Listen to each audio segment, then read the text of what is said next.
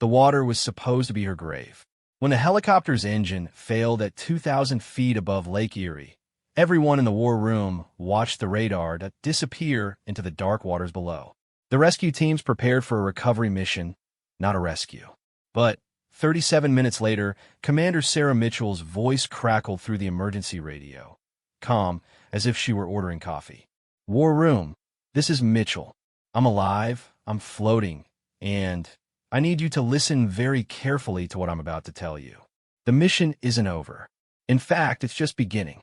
What happened in those 37 minutes beneath the surface of Lake Erie would change everything they thought they knew about survival, about courage, and about the woman who refused to let death stop her from completing the most important mission of her military career.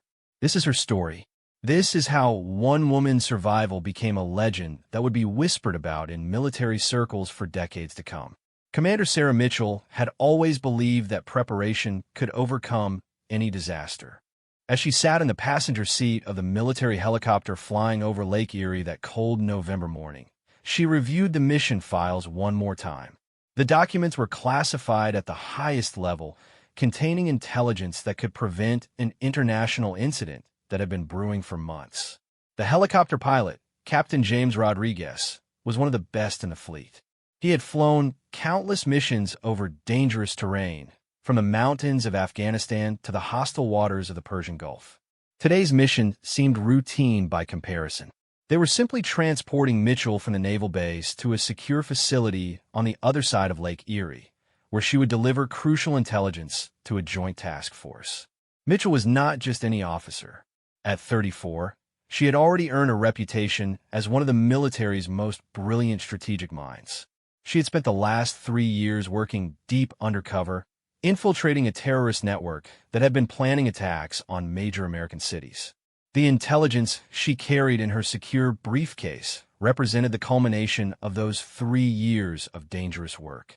The morning had started like any other mission day. Mitchell woke at dawn, completed her usual physical training routine, and reviewed her mission parameters. She knew the importance of what she was carrying. The terrorist cell she had been tracking had somehow obtained classified information about American military bases overseas. Worse, they were planning to use that information to coordinate simultaneous attacks that could kill thousands of innocent people. As the helicopter flew steadily across the gray waters of Lake Erie, Mitchell thought about the weight of responsibility on her shoulders. The briefcase handcuffed to her wrist contained not just intelligence reports, but also the real identities of other undercover agents still working within the terrorist network. If this information fell into the wrong hands, it would mean certain death for those brave men and women who were still in the field. Rodriguez's voice came through her headset, interrupting her thoughts. "Commander, we're about halfway across the lake. Weather reports show some turbulence ahead, but nothing we can't handle. Expected arrival at the facility is still on schedule." Mitchell nodded, though she knew he couldn't see her from his position in the cockpit. She had flown with Rodriguez several times before and trusted his skills completely. He was the kind of pilot who could land a helicopter on a moving ship in rough seas, so a simple transport flight across a lake should have been easy for him. But as they flew deeper over the lake, Mitchell noticed that the weather was getting worse than the reports had predicted. Dark clouds were gathering overhead, and the wind was starting to rock the helicopter more violently than before. She could hear the strain in the engine as Rodriguez worked to keep them on course. "Commander, I'm getting some unusual readings on the engine diagnostics." Rodriguez's voice came through the headset again, this time with a note of concern. "Everything should be fine, but I'll run a quick systems check." Mitchell felt a chill that had nothing to do with the November air. She had been on enough missions to know that when a pilot started talking about unusual readings, it was time to start worrying. She checked her safety harness and made sure the briefcase was secure. The helicopter was now flying through increasingly rough weather. Rain had started to beat against the windows, and the wind was strong enough to push them off course. Rodriguez was fighting to maintain altitude and heading, but Mitchell could see the stress in his body language even from her position behind him. "Mitchell, I need you to listen carefully," Rodriguez said, his voice now clearly tense. We're experiencing multiple system failures. The engine is running rough, and I'm losing hydraulic pressure. I'm going to try to make it back to shore, but I need you to prepare for the possibility of an emergency landing. Emergency landing. The words hit Mitchell like a punch to the stomach. She looked down at the dark waters of Lake Erie below them. The lake was known for its unpredictable weather and dangerous currents. Even in summer, the water temperature could kill an unprepared person in minutes. In November, survival time was measured in seconds. Mitchell began going through emergency procedures in her mind. She had trained for water survival, of course. Every military officer had. But training and reality were two very different things. The briefcase handcuffed to her wrist would make swimming nearly impossible, but she couldn't remove it. The security protocols were clear. The intelligence she carried was more valuable than any individual life, including her own. "Rodriguez, what's our distance to shore?" she asked, trying to keep her voice calm and professional. "About 15 miles to the nearest point," he replied. "But with these system failures, I don't think we're going to make it that far." 15 miles.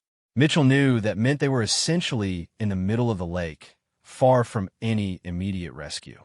The helicopter's emergency beacon would activate automatically if they went down, but it would take time for rescue teams to reach them, time that they probably wouldn't have in the freezing water.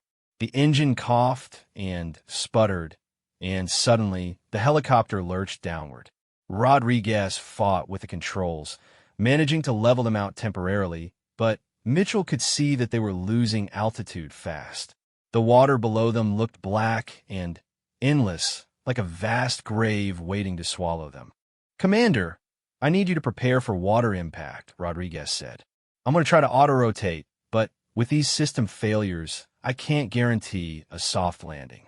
Make sure your harness is tight, and prepare to exit the aircraft immediately after impact." Mitchell had practiced water survival dozens of times, but always in controlled conditions with safety divers standing by. This was different. This was real, and the stakes were higher than just her own life. She thought about the other agents still undercover in the terrorist network, counting on her to deliver the intelligence that would keep them alive. She thought about the thousands of innocent people who could die if the planned attack succeeded. The helicopter's engine made a grinding noise that sent ice through Mitchell's veins. She knew that sound meant catastrophic failure. They were going down, and there was nothing Rodriguez could do to stop it.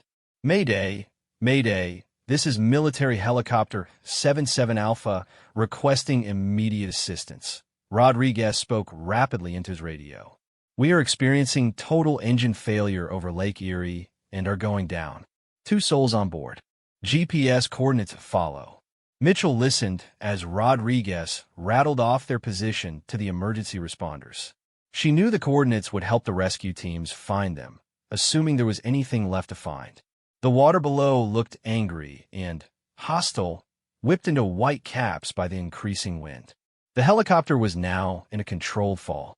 Rodriguez was using what little control he had left to try to slow their descent, but Mitchell could see that they were still coming down too fast. The surface of the lake rushed up toward them with terrifying speed. In those final moments before impact, Mitchell's mind became crystal clear. She thought about her training, about the mission, about her responsibility to the country, and to the people whose lives depended on the intelligence she carried. She had always known that military service meant accepting the possibility of death, but she had never imagined it would come like this, in a helicopter crash over a lake in the middle of an ordinary November day. The last thing she remembered before the helicopter hit the water was the sound of Rodriguez shouting something she couldn't understand over the noise of the failing engine and the howling wind. Then there was a tremendous crash, the world turned upside down, and everything went black. When Mitchell regained consciousness, she was underwater, still strapped into her seat in the sinking helicopter. The briefcase was still handcuffed to her wrist, dragging her down toward the bottom of the lake. The water was shockingly cold, so cold that it felt like knives cutting into her skin. She could see light above her, but it seemed impossibly far away. Her training kicked in automatically. She fumbled with her harness, tried to release herself from the seat before the helicopter sank too deep to escape. The metal was slippery with lake water, and her fingers were already going numb from the cold. She could feel panic trying to take hold of her mind, but she forced it down. Panic would kill her faster than the water. Finally, the harness released, and she kicked away from the sinking helicopter. The briefcase made swimming difficult, but she managed to propel herself upward toward the distant light of the surface. Her lungs burned with the need for air, and her heavy military clothing was dragging her down almost as much as the briefcase. Just when she thought her lungs would burst, she broke through the surface of the lake. The air had never tasted so sweet, but her relief was short-lived. The waves were larger than they had looked from the air, and the water was so cold that she could already feel her body starting to shut down. Hypothermia would kill her in minutes if she didn't find a way to get out of the water. She looked around desperately for any sign of Rodriguez or the helicopter, but there was nothing.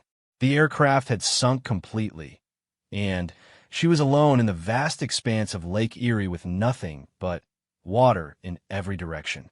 The shore was invisible in the distance, hidden by rain and spray. The first wave hit Mitchell in the face just as she was trying to get her bearings. The freezing water filled her mouth and nose, making her gag and struggle to stay afloat. The briefcase attached to her wrist felt like an anchor, constantly pulling her down beneath the surface. Every time she managed to get her head above water, another wave would crash over her, forcing her to fight her way back up. Mitchell knew she had minutes, not hours, before the cold water would shut down her body completely. Already, she could feel her fingers going numb, and her legs were becoming harder to move. The heavy military uniform that had seemed so practical on land was now a death trap, soaking up water and adding weight that threatened to drag her to the bottom of the lake. She forced herself to think logically despite the panic that was trying to overwhelm her. The helicopter had been flying at about 2,000 feet when it started having problems. The crash site was roughly 15 miles from shore, which meant she was in deep water with strong currents. Swimming to shore was impossible, especially with the briefcase weighing her down. But giving up was not an option. Too many lives depended on the intelligence she carried. She had spent 3 years of her life infiltrating the terrorist network, putting herself in constant danger to gather this information. She had watched innocent people die, had been forced to participate in planning attacks just to maintain her cover. She would not let those sacrifices be meaningless. As another wave crashed over her head, Mitchell made a desperate decision. She took the deepest breath she could manage and dove beneath the surface, swimming down toward where she thought the helicopter might have sunk. If she could reach the aircraft, there might be emergency equipment that could help her survive until rescue arrived. The water beneath the surface was surprisingly clear, though dark. Mitchell could see perhaps 20 feet in any direction before the darkness swallowed everything. She swam downward, fighting against the buoyancy of her uniform and the awkward weight of the briefcase. Her lungs were already starting to burn from holding her breath, but she forced herself to keep swimming deeper. The pressure in her ears increased as she descended, and she had to pause to equalize before continuing down. She estimated she was already 30 or 40 feet below the surface, but there was still no sign of the helicopter. Either it had sunk deeper than she thought, or the current had carried her away from the crash site. Just when her lungs felt like they would explode, she saw something dark and metallic in the water below her. It was the helicopter, resting on what appeared to be a ledge or underwater shelf. The aircraft was badly damaged from the impact, with one rotor blade completely severed and the cabin partially crushed. But it was intact enough that she might be able to find something useful inside. Mitchell swam toward the helicopter, her vision starting to blur from oxygen deprivation. She reached the open door of the cabin and pulled herself inside, looking frantically for anything that might help her survive. Emergency life vests, flotation devices, emergency beacons, anything that could give her a chance. Her hands found what felt like an emergency kit strapped to the wall of the cabin. She fumbled with the latches, her numb fingers barely able to operate the simple mechanisms. Finally, the kid opened, and she found what she was looking for, an emergency flotation vest and a waterproof emergency radio. But her lungs couldn't hold out any longer. She grabbed the items and kicked off from the helicopter, swimming upward as fast as she could. The surface seemed impossibly far away, and black spots were starting to dance at the edges of her vision. She was drowning, and she knew it. Just when she thought she wouldn't make it, she broke through the surface again, gasping and choking as she tried to fill her lungs with air.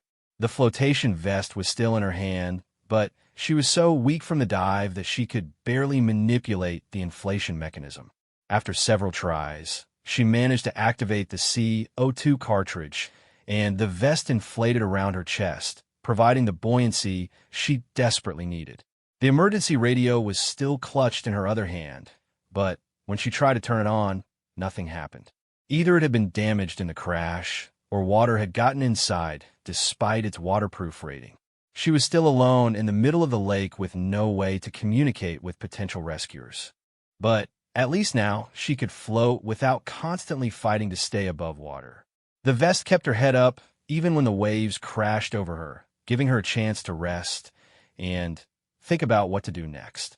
She needed to conserve her body heat as much as possible and find a way to signal for help. Mitchell looked around at the empty expanse of water surrounding her. The weather was still deteriorating, with rain coming down harder and the waves getting bigger. She knew that rescue teams would be looking for her, but finding one person in the vast waters of Lake Erie would be like finding a needle in a haystack, especially in these conditions. She remembered her survival training from years ago.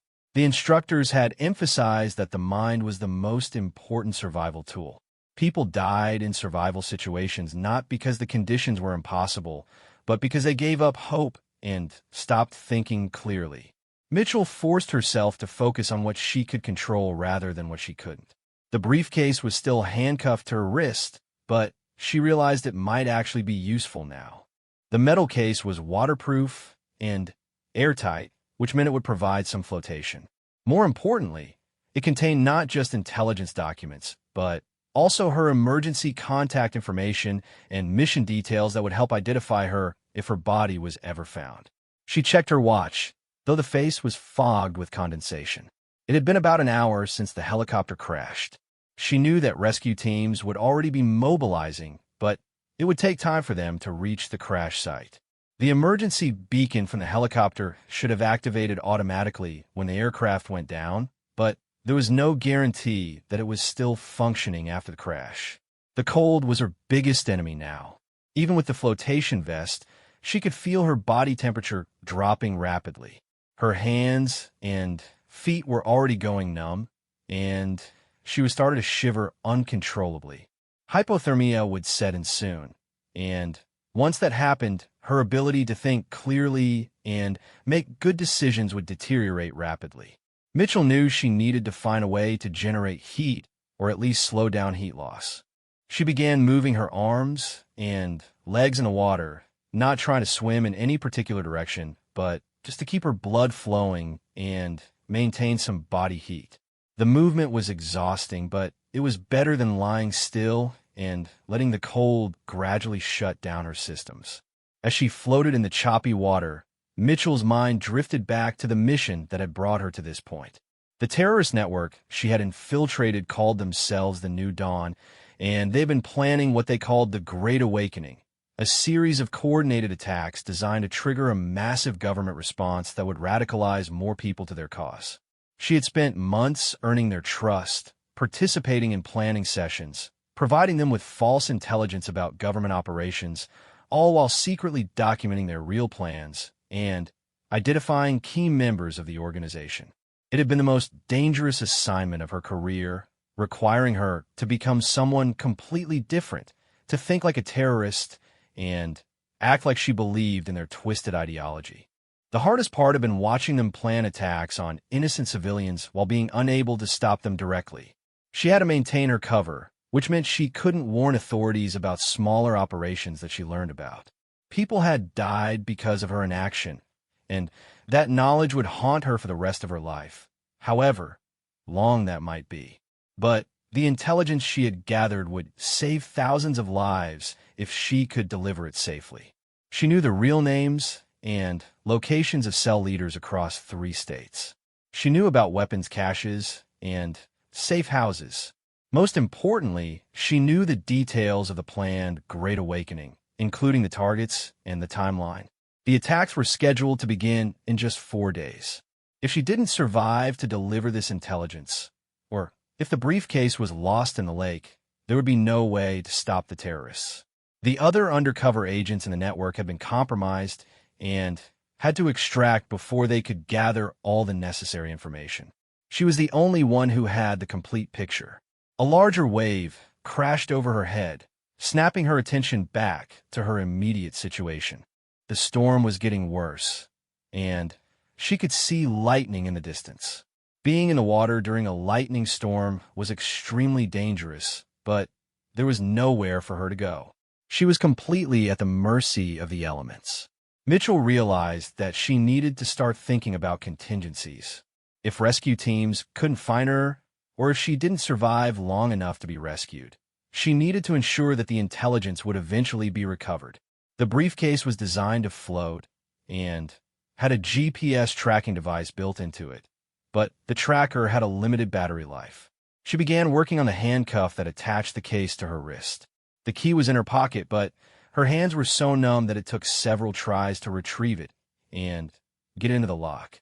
The idea of separating herself from the case went against every instinct she had as an intelligence officer, but she had to be realistic about her chances of survival. If she died out here, the case needed to be recoverable. If she kept it attached to her wrist, it would sink with her body and might never be found. But if she could somehow modify the attachment so that the case would float free if she became unconscious or died, there would be a chance that it could be recovered later. Using the small knife from her survival kit, Mitchell began working on the handcuff chain. She didn't want to cut it completely, but she wanted to weaken it enough that it would break if she lost consciousness and sank. It was a morbid calculation, but it was the kind of practical thinking that could make the difference between mission success and failure. As she worked on the chain, she heard something that made her heart jump, the distant sound of an aircraft engine. She looked up and saw a search and rescue helicopter in the distance, flying a search pattern over the lake. They were looking for her, but they were still several miles away and might not see her in the rough water.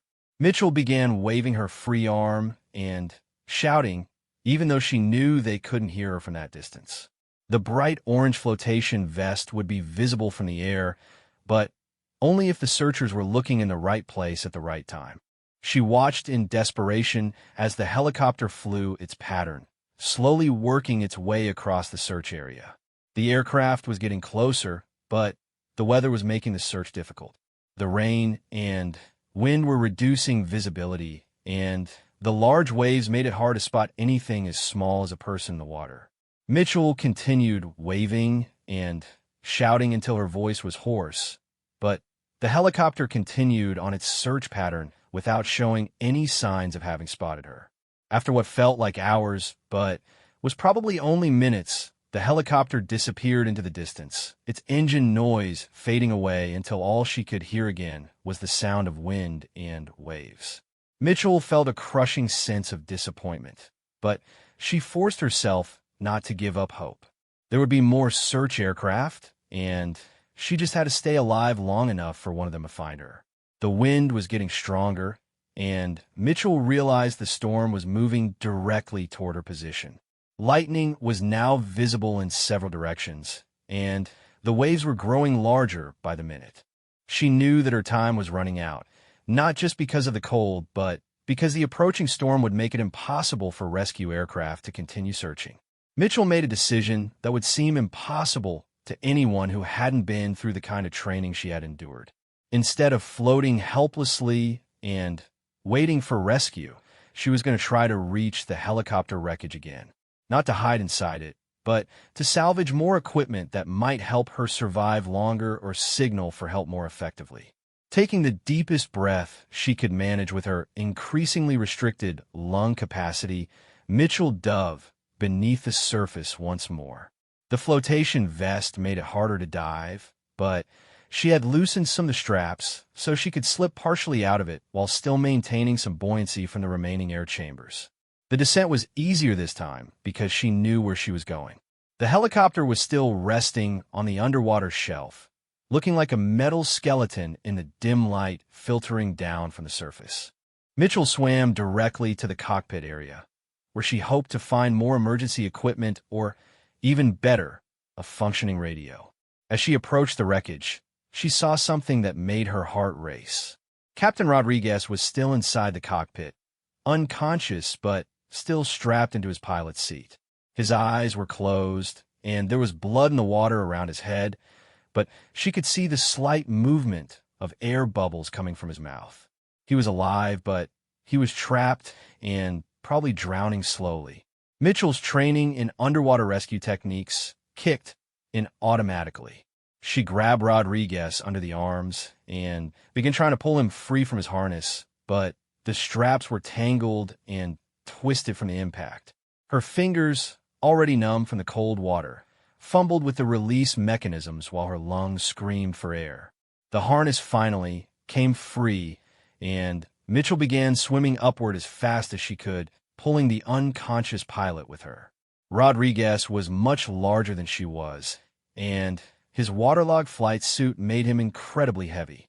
The briefcase attached to her wrist made maneuvering even more difficult, but she refused to let go of either the case or the pilot.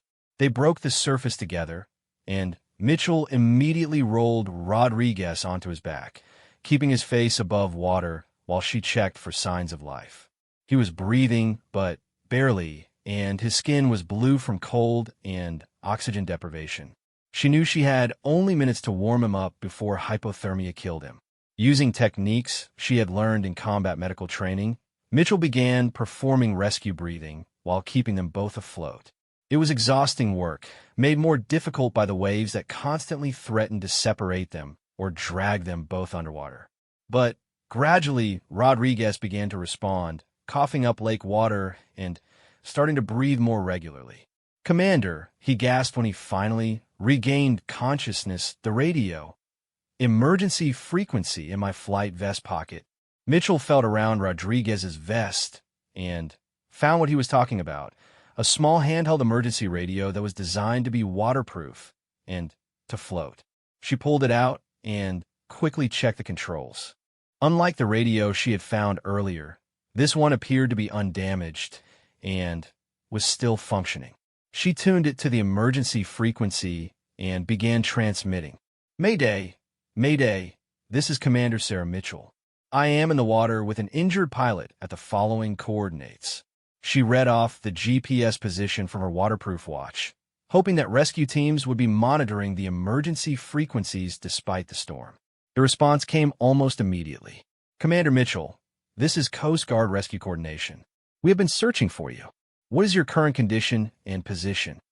"I am approximately 15 miles northeast of the crash site," Mitchell responded, trying to keep her voice steady despite her chattering teeth. "I have Captain Rodriguez with me. He is conscious but injured and hypothermic. We are both in the water with flotation devices, but we need immediate extraction." "Roger that, Commander. We have multiple rescue assets in the area, but the storm is limiting our search capability. Can you provide any visual signals to help us locate you?" Mitchell looked around frantically for anything she could use to signal the rescue aircraft. She remembered that her survival kit had included a flare gun, but it was probably ruined by the water. Then, she remembered something else. The briefcase itself contained emergency signaling devices. "Coast Guard, I have emergency flares in my equipment. I'm going to fire one now to mark my position." "Roger, Commander. We are watching for your signal." Mitchell fumbled with the latches of the briefcase, her numb fingers barely able to operate the mechanisms. Inside, along with the classified documents, was a small emergency kit that included waterproof flares designed for exactly this situation. She pulled out one of the flares and fired it into the stormy sky. The bright red flare arced up through the rain and wind, creating a brilliant streak of light that would be visible for miles. Within minutes, she could hear the sound of helicopter rotors approaching from the southeast. Commander Mitchell, we have your signal. Rescue helicopter is en route to your position. Estimated time of arrival is 3 minutes. Prepare for extraction. 3 minutes had never seemed so long. Mitchell held Rodriguez's head above water while she watched the rescue helicopter fight its way through the storm toward their position. The pilot was clearly struggling with the wind and rain, and she could see the aircraft being pushed off course several times as it approached. As the helicopter got closer, Mitchell could see the rescue swimmer preparing to jump into the water to assist them. She knew the procedure from her own training. The swimmer would secure both survivors and signal the helicopter to begin the extraction process using a rescue basket or hoist system. The rescue swimmer hit the water about 20 feet away from them and swam over quickly. He was a young Coast Guard petty officer who moved through the rough water like he had been born in it. "Ma'am, I'm Petty Officer Johnson. I'm going to get you and the captain out of here. How are you doing?" "I'm functional, but cold," Mitchell replied through chattering teeth. "Captain Rodriguez is hypothermic and has a head injury, but he's conscious. Get him up first." Johnson nodded and began attaching a rescue harness to Rodriguez while signaling the helicopter pilot. The hoist came down, and within minutes, the injured pilot was being lifted up to safety. Then, it was Mitchell's turn. As the rescue basket came down for her, Mitchell had to make one final decision about the briefcase. The security protocols required that she maintain control of the classified material at all times, but she also needed both hands free to safely enter the rescue basket. She decided to keep the case handcuffed to her wrist, but to wrap the chain around her arm so it wouldn't interfere with the rescue. Johnson helped her into the basket and signaled the helicopter crew to begin the lift. As she rose up through the storm toward the aircraft, Mitchell looked down at the dark water below. She had been in the lake for 37 minutes that had felt like hours. 37 minutes during which she had saved a man's life, preserved critical intelligence, and somehow survived conditions that should have killed her. As the rescue basket reached the helicopter and hands pulled her inside, Mitchell allowed herself to feel relief for the first time since the crash. But even as the crew wrapped her in warming blankets and began treating her for hypothermia, her mind was already shifting back to the mission. The intelligence in the briefcase was still critical, and the clock was still ticking toward the planned terrorist attacks. "I need to contact my command immediately," she told the rescue crew chief. "The material I'm carrying is time-sensitive. Ma'am, you need medical attention first. The docs need to check you for hypothermia and any other injuries from the crash." "I understand, but this can't wait. People are going to die if I don't get this information to the right people within the next few hours." The crew chief looked at her with the kind of respect that military people reserve for someone who had just done something extraordinary. "I'll get you a secure radio link to your command as soon as we reach the base, Commander. But right now, you need to let us take care of you." Mitchell nodded, knowing that the crew chief was right. She was probably suffering from hypothermia and shock, and she needed to be in top condition to properly brief her superiors on the intelligence she had gathered. But even as she allowed the medical personnel to treat her, she was mentally rehearsing what she would tell the Joint Task Force commanders. The helicopter flew steadily through the storm toward the nearest military base, carrying 2 survivors who should have died in the cold waters of Lake Erie. Captain Rodriguez was stable, but would need extended medical treatment for his injuries. Commander Mitchell was cold and exhausted, but otherwise unhurt, and more importantly, the classified intelligence that could prevent a major terrorist attack was safe and secure. As they approached the base, Mitchell could see through the helicopter's window that emergency vehicles were already standing by. An ambulance for Rodriguez, a security team for her, and the briefcase, and what looked like a delegation of high-ranking officers waiting to debrief her immediately. The helicopter touched down on the landing pad, and Mitchell was immediately surrounded by medics and security personnel. But before anyone could escort her to the medical facility, she insisted on speaking to the base commander. "Sir," she said to the full colonel who approached her, "I need to contact the Joint Task Force immediately. The intelligence I'm carrying indicates that a major terrorist attack is planned for 4 days from now. We have no time to lose."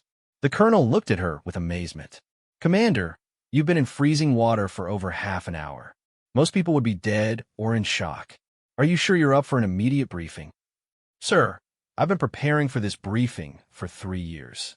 A little cold water isn't going to stop me now." The colonel nodded and gestured toward a waiting vehicle. "The war room is standing by, Commander. They've been waiting for your report since they heard about the helicopter crash." As Mitchell walked toward the vehicle, still wrapped in warming blankets, but with the briefcase still securely handcuffed to her wrist, she reflected on the strange turns her career had taken.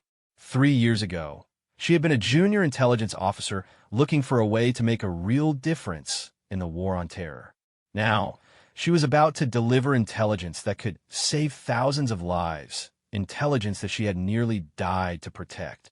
The ride to the war room took only a few minutes, but it gave Mitchell time to organize her thoughts and prepare for what she knew would be one of the most important briefings of her career. The information in the briefcase wasn't just data. It was the key to stopping a plot that could change the course of American history. As the vehicle pulled up to the secure facility that housed the Joint Task Force Operations Center, Mitchell took a deep breath and prepared to complete the mission that had started 3 years ago when she first went undercover with the New Dawn terrorist network. The hardest part was over. Now came the part where she would find out if all the sacrifice and risk had been worth it. The war room was unlike anything most people had ever seen. Located 3 stories underground in a facility that didn't officially exist, it was the nerve center for some of the most sensitive counterterrorism operations in the country. The walls were lined with massive screens displaying satellite feeds, communication intercepts, and real-time intelligence from operatives around the world. When Commander Mitchell entered the room, still damp from her ordeal in Lake Erie and wrapped in a military-issue blanket, the dozen high-ranking officers present fell silent. They had been coordinating her rescue, while simultaneously preparing for the possibility that the critical intelligence she carried might be lost forever at the bottom of the lake.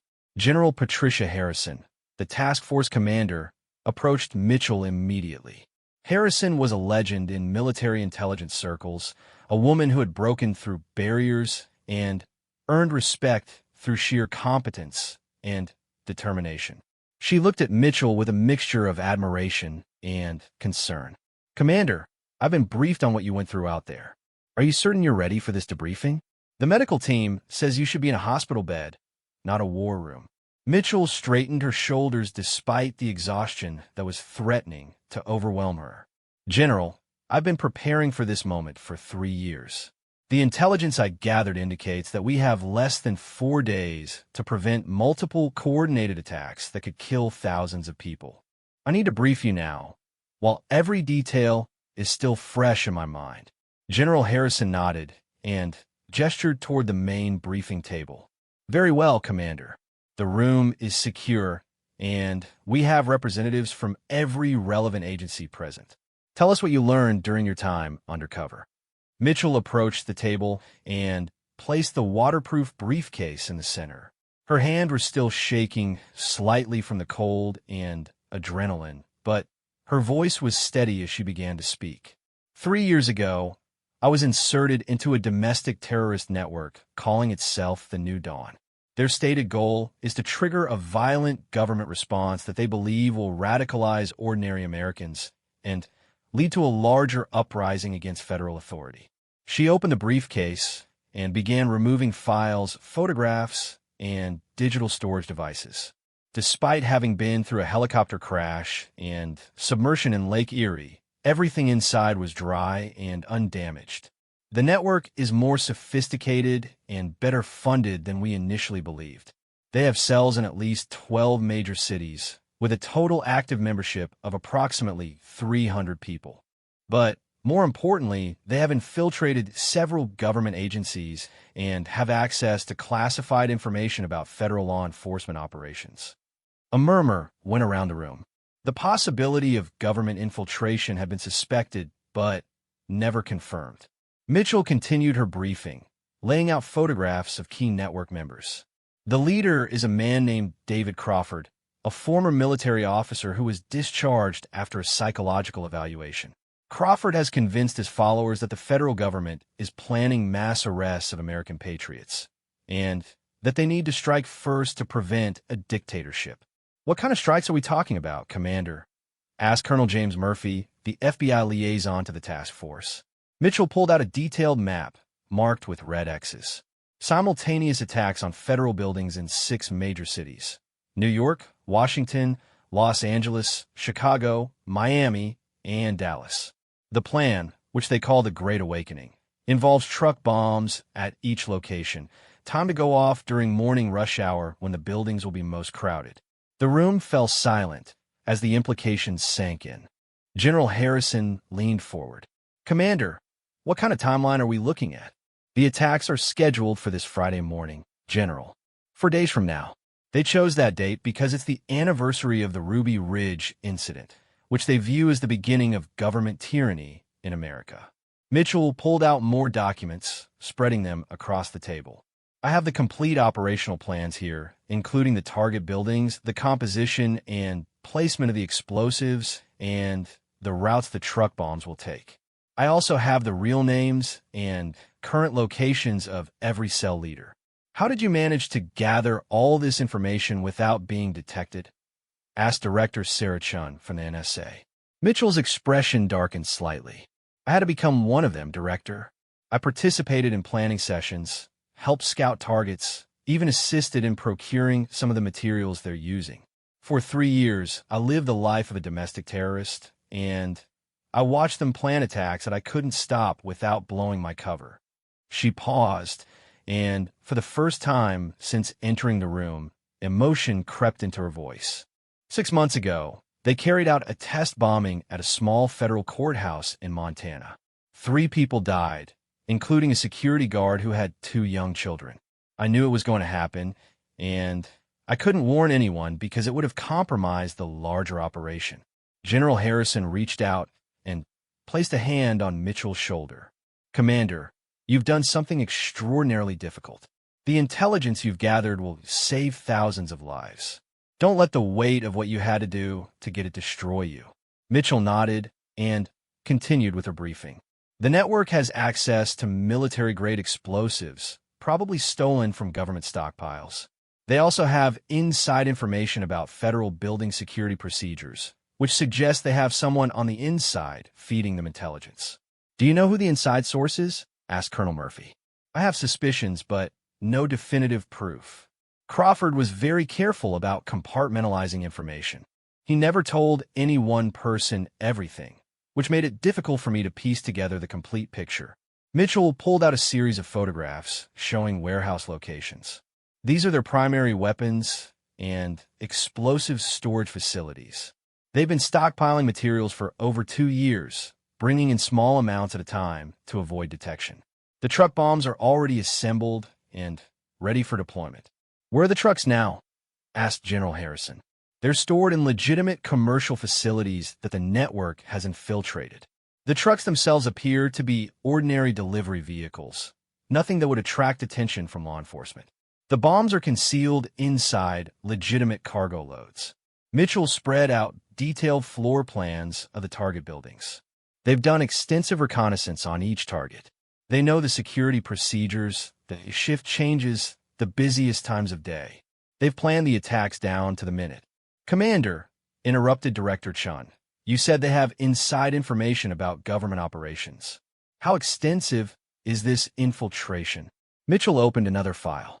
"They have at least one source inside the FBI, someone with access to counterterrorism operations. They also have contacts in several local police departments and possibly someone in the Department of Homeland Security. Every time law enforcement got close to discovering one of their operations, they seemed to know about it in advance." The implications of this information were staggering. If domestic terrorists had infiltrated federal law enforcement agencies, it would mean that normal counterterrorism operations could be compromised from within. General, Mitchell continued, there's something else you need to know. Crawford isn't just planning these attacks as a one-time event. He's using them as a recruitment tool. He believes that when the government responds to the bombings with increased security measures and arrests, it will prove his point about federal tyranny and drive more people to join his movement. So he's planning for the attacks to succeed, even if some of his people are caught, asked Colonel Murphy. Exactly. He's told his followers that some of them will probably die or be captured, but that their sacrifice will inspire others to take up the fight. He's planning for this to be the beginning of a larger insurgency, not the end of his organization. Mitchell pulled out one final document. This is Crawford's personal manifesto, which he plans to release immediately after the attacks. It outlines his vision for an armed rebellion against the federal government and calls for ordinary Americans to rise up and join the fight. General Harrison studied the manifesto for several minutes before looking up. Commander, this is extraordinarily detailed intelligence. How confident are you in its accuracy? General, I spent 3 years living with these people. I ate meals with them, attended their planning meetings, helped them prepare for these attacks. This information is accurate. The only question is whether we can act on it without alerting them that they've been infiltrated. What do you mean? Asked Director Chen. If we start making arrests based on this intelligence, Crawford will know that someone on the inside provided it. There are only about 20 people who had access to all this information. If we move too quickly or too obviously, he might accelerate the timeline for the attacks or change the targets. The room fell silent as everyone absorbed this complication. They had the intelligence they needed to prevent the attacks, but acting on it could trigger the very thing they were trying to prevent. General Harrison stood up and walked to one of the large displays showing a map of the United States. Commander, in your assessment, what's the best way to handle this situation? Mitchell joined her at the map. We need to approach this carefully and systematically. First, we identify and neutralize their explosive stockpiles simultaneously, so they can't move the materials if one location is discovered. Second, we need to find and eliminate their inside sources in law enforcement before we make any arrests. Third, we coordinate arrests of the key leadership across all 6 cities at exactly the same time, so no one has a chance to warn the others. What about Crawford himself? Asked Colonel Murphy. Mitchell pointed to a location on the map. Crawford is currently at a compound in rural Idaho, where he's been hiding since the network went into operational mode last month. He's surrounded by about 30 heavily armed followers who are prepared to fight to the death. Taking him alive will be extremely difficult, but necessary, added General Harrison. We need him alive to provide information about other cells we might not know about, and to help us identify the government sources. Mitchell nodded. I agree, General, but I should warn you that Crawford has rigged the compound with explosives. If he thinks he's about to be captured, he'll try to take as many federal agents with him as possible. General Harrison turned back to the room full of senior officers. Ladies and gentlemen, we have our work cut out for us. We have 4 days to coordinate the largest domestic counterterrorism operation in American history. Commander Mitchell has given us the intelligence we need, but now we have to execute a plan that neutralizes this threat without triggering the larger uprising that Crawford is hoping for. She looked back at Mitchell. Commander, I want you to work with our planning team to help coordinate this operation. Your knowledge of these people and their methods will be crucial to our success. Mitchell straightened up despite her exhaustion. General, I'm ready to do whatever is necessary to stop these attacks. These people trusted me for 3 years, and I won't let them use that trust to murder innocent Americans. As the senior officers began dispersing to coordinate with their respective agencies, General Harrison pulled Mitchell aside. Commander, you've done something remarkable here. You've prevented what could have been the worst domestic terrorist attack in American history. But I need to ask you something difficult. Are you prepared for what comes next? What do you mean, General? When this operation is complete and these arrests are made, your identity as an undercover operative will become known. Crawford and His followers will realize that you were never one of them, that everything they shared with you was used to destroy their organization. There will be people who view you as a traitor, and some of them might try to take revenge. Mitchell considered this for a moment. She had known this day would come eventually, but she had been so focused on completing the mission that she hadn't thought much about the aftermath. General, I spent 3 years watching these people plan to murder innocent Americans. They're not patriots fighting tyranny. They're terrorists who want to kill people to make a political point. If stopping them makes me a target, then that's a risk I'm willing to take. General Harrison smiled slightly. I thought you'd say that, Commander. You've shown the kind of courage and dedication that this country needs in its intelligence officers. After this operation is complete, you're going to have your choice of assignments. The President himself will want to thank you personally. As Mitchell prepared to join the planning team that would coordinate the massive law enforcement operation, she reflected on the strange path that had led her to this moment.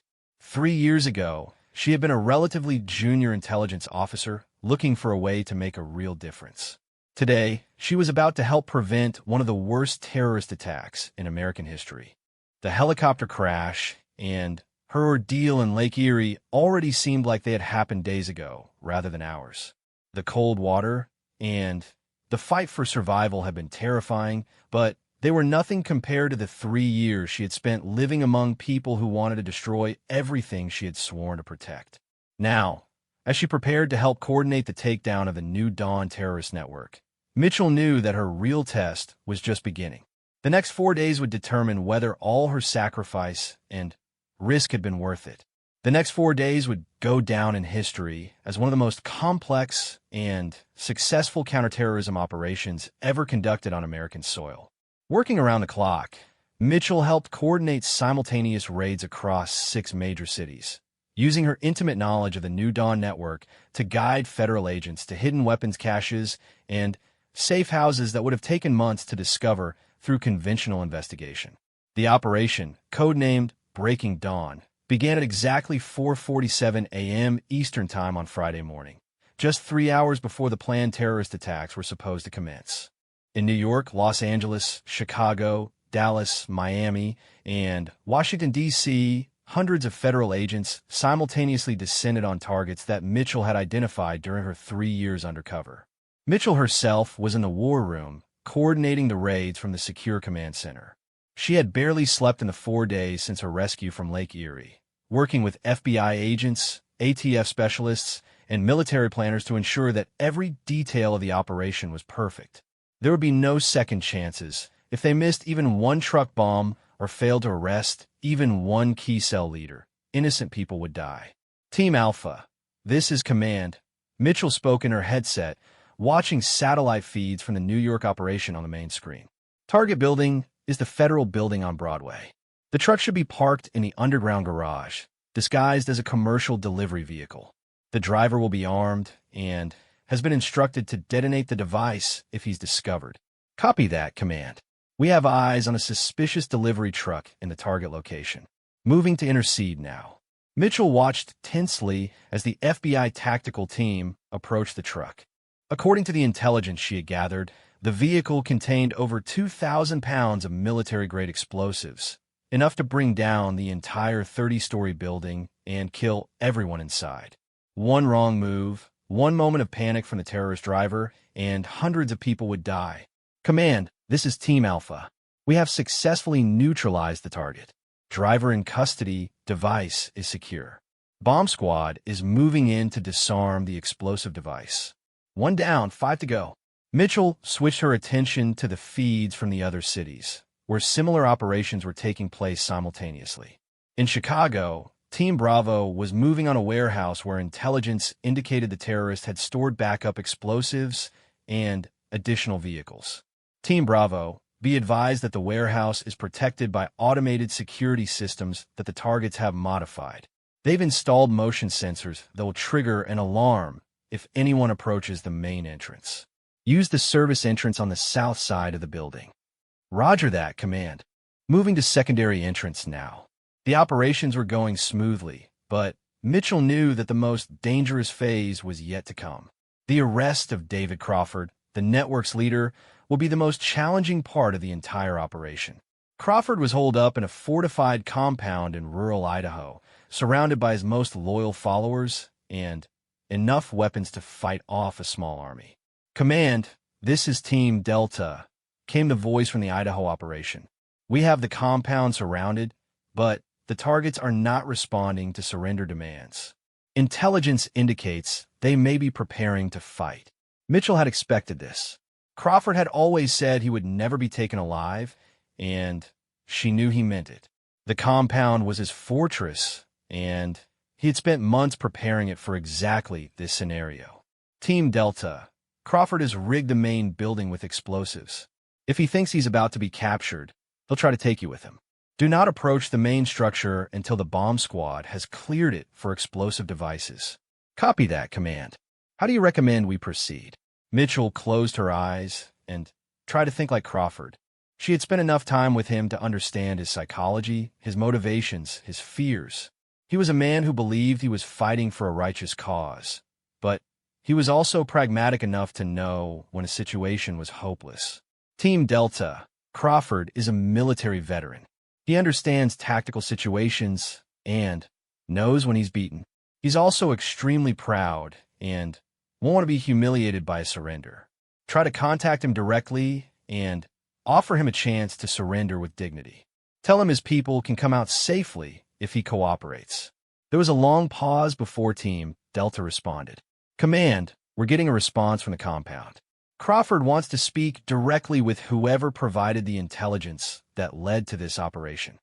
Mitchell felt her blood turn cold. Crawford wanted to speak with her, which meant he had figured out that someone in his inner circle had betrayed him.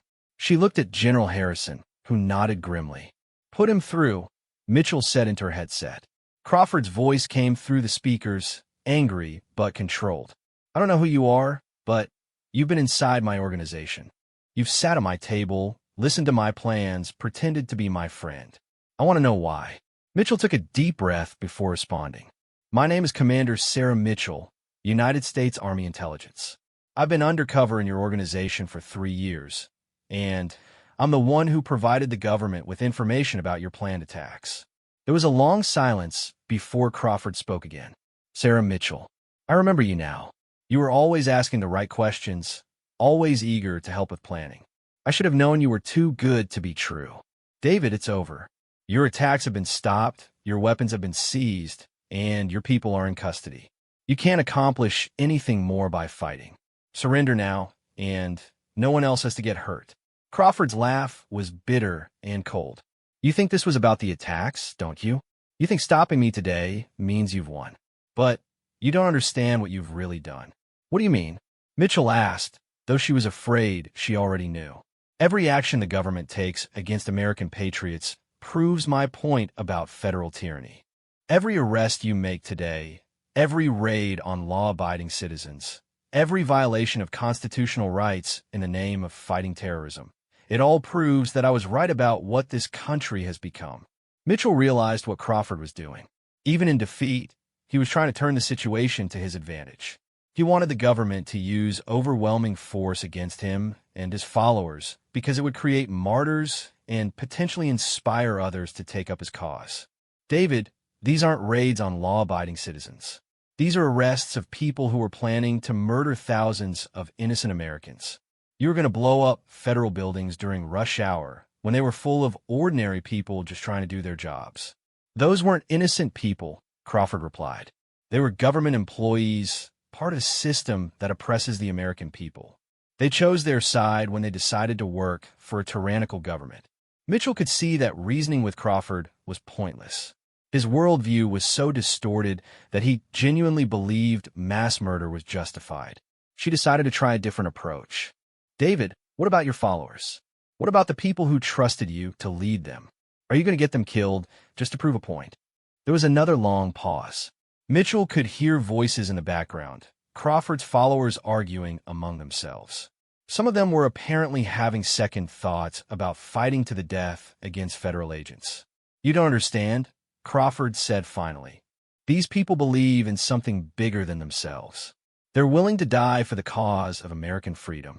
Are they willing to die for your pride? Mitchell shot back. Because that's all this is now, David. Your plan failed. Your organization is finished. The only question is how many people die unnecessarily before you accept reality. General Harrison was monitoring communications from all the other operations and signaled to Mitchell that the arrests in the other cities were proceeding successfully. Nearly 200 suspected terrorists were now in custody, and all 6 truck bombs had been secured and were being disarmed by explosive ordnance teams. David, Mitchell continued, your people in New York, Los Angeles, Chicago, Dallas, Miami, and Washington have all been arrested. The truck bombs have been defused. It's over. Don't make their sacrifices meaningless by throwing away more lives. This time, the silence stretched on for several minutes. Mitchell could hear Crawford talking to his followers, but couldn't make out the words. She knew that some of them were probably arguing for surrender while others wanted to fight. Crawford would have to choose between his pride and the lives of the people who had followed him. Finally, Crawford came back on the radio. Commander Mitchell, I want you to know something. You may have stopped this operation, but you haven't stopped the movement. There are other networks, other patriots who see what's happening to this country. What you've done today will inspire more people to resist federal tyranny. Maybe, Mitchell replied. But today, thousands of innocent people are going home safe to their families because we stopped your attacks. That's what matters to me. Team Delta, this is Crawford, came the voice over the radio. My people are coming out. We're surrendering, but I want it on record that we're political prisoners, not criminals. Mitchell felt a wave of relief wash over her. The most dangerous part of the operation was over without bloodshed. Crawford and his remaining followers would be arrested peacefully, and the immediate threat of terrorist attacks had been eliminated. Over the next several hours, the scope of the success became clear. Operation Breaking Dawn had resulted in the arrest of 287 suspected domestic terrorists across 6 states. Federal agents had seized over 15 tons of explosives, hundreds of automatic weapons, and detailed plans for future attacks. Most importantly, they had prevented what could have been the worst domestic terrorist attack in American history. The truck bombs that were recovered were even more devastating than Mitchell's intelligence had indicated. Each one contained enough explosives to not only destroy its target building, but also to cause significant damage to surrounding structures. If the attacks had succeeded, the death toll could have exceeded that of September 11th. In the days following the operation, Mitchell found herself at the center of a media storm. Her story, the undercover operation, the helicopter crash, the survival in Lake Erie, and the successful counterterrorism operation, captured the public imagination. News outlets called her everything from America's most heroic spy to the woman who saved thousands. But Mitchell was uncomfortable with the attention. She knew that her success had come at a tremendous personal cost. She had spent 3 years lying to people who trusted her, watching them plan attacks she couldn't prevent, and becoming someone she didn't recognize. The psychological toll of the undercover operation would stay with her for the rest of her life. More concerning was Crawford's prediction about inspiring other terrorist networks. Intelligence reports in the weeks following the arrests indicated that several new domestic terrorist groups were forming, claiming to be inspired by the martyrs of the New Dawn Network. The cycle of extremism and violence was continuing, just as Crawford had predicted. But on the day of the operation, as Mitchell sat in the war room watching the successful conclusion of the raids, she allowed herself to feel a moment of satisfaction. She had completed the most difficult and dangerous mission of her career. She had prevented mass murder and saved thousands of lives. And she had survived both a helicopter crash and 3 years undercover in a terrorist network. General Harrison approached her as the last of the suspects were being processed. Commander, you should be proud of what you've accomplished here. This operation will be studied in military academies for decades to come. Mitchell nodded, but her expression was thoughtful. General, I keep thinking about something Crawford said, about how our actions today might inspire more extremists. Did we really win, or did we just delay the inevitable? General Harrison considered the question carefully. Commander, in this business, we don't get to solve problems permanently. We just get to keep people safe for another day. And today, because of what you did, thousands of people are going home to their families who wouldn't have made it otherwise. That's victory enough. As Mitchell finally left the war room and stepped outside into the afternoon sunlight, she reflected on the strange journey that had brought her to this point. 4 days ago, she had been fighting for her life in the cold waters of Lake Erie. Today, she was being hailed as a national hero. But she knew the real heroes were the federal agents who had risked their lives in the raids, the bomb squad technicians who had defused the explosives, and the intelligence analysts who had worked around the clock to coordinate the operation. She had simply done her job, the job she had sworn to do when she first put on the uniform. The helicopter crash that could have killed her had instead become the final chapter in the most important mission of her career. Her survival in Lake Erie had allowed her to complete the intelligence delivery that saved thousands of lives. Sometimes, Mitchell thought, fate worked in mysterious ways to ensure that the right person was in the right place at the right moment. As she walked away from the secure facility, Mitchell knew that her life would never be the same. She would always be known as the woman who had infiltrated a terrorist network and prevented a massive attack. But she also knew that somewhere out there, other terrorists were planning new attacks, and other intelligence officers would have to make the same kinds of sacrifices she had made. The war on terrorism would continue, but today at least the good guys had won.